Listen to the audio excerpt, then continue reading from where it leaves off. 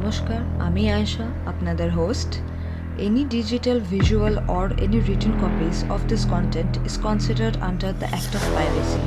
চলুন শুরু করা যাক আজকের গল্প।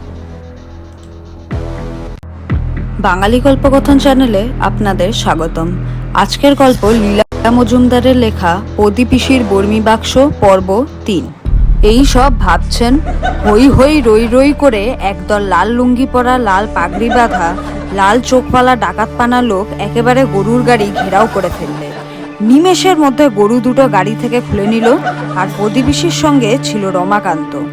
তাকে তো টেনে হিচড়ে গরুর গাড়ি থেকে বার করে তার ট্যাগ থেকে 7.5 আনা পয়সা আর নস্যির কৌটো কেড়ে নিল। প্রদীপিসি থান পড়া, রুদ্রাক্ষের মালা গলায়, কোমরে কাপড় জড়িয়ে আর তার ওপর 2 হাত দিয়ে রাস্তার মাঝখানে এমন করে দাঁড়ালেন যে ভয়ে কেউ তার কাছে এগোলো না। শেষটা হাঁক দিয়ে বললেন, ওরে বাটপারেরা, গাড়োয়ান!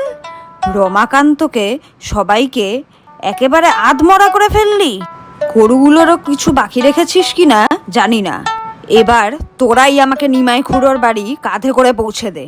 তাই না শুনে ডাকাতরা জিপ টিপ কেটে প্রদীপিসির পায়ে একেবারে কেঁদে পড়ে বলল, নিমাই সর্দার যদি জানতে পারে তার কুটুমকে এরা ধরেছিল, নিমাই সর্দার এদের প্রত্যেকের ছাল ছাড়িয়ে নেবে। হাউ মাউ। তখন তারা ফের গরু জুড়ে পয়সা ফিরিয়ে রমাকান্তর গায়ে হাত বুলিয়ে গাড়োয়ানকে নগদ 4টে পয়সা ঘুষ দিয়ে নিজেরাই নিমাই খুড়োর বাড়ির পথ দেখিয়ে দিয়েছিল। প্রদীপিসি ও নিমাই খুড়োর ব্যাপারটা জানতে পেরে মহা খুশি। পাঁচু মামা ঢোক গিলে চোখ গোল করে আরো কি বলল। প্রদীপিসির ভীষণ বুদ্ধি।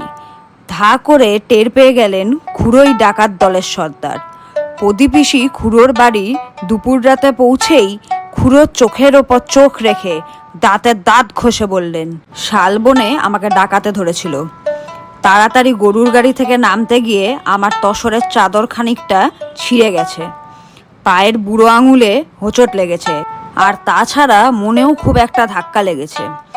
এর কি প্রতিশোধ নেব এখনো ঠিক করিনি। রান্না করব, খাবো, তারপর পান মুখে দিয়ে শুয়ে শুয়ে পে দেখবো। আজকের মতো গল্পের গাড়ি এখানেই থামলো। Please do not forget to like, share and subscribe Bangali Golpokothon channel for part 4 of the story. Thanks for tuning.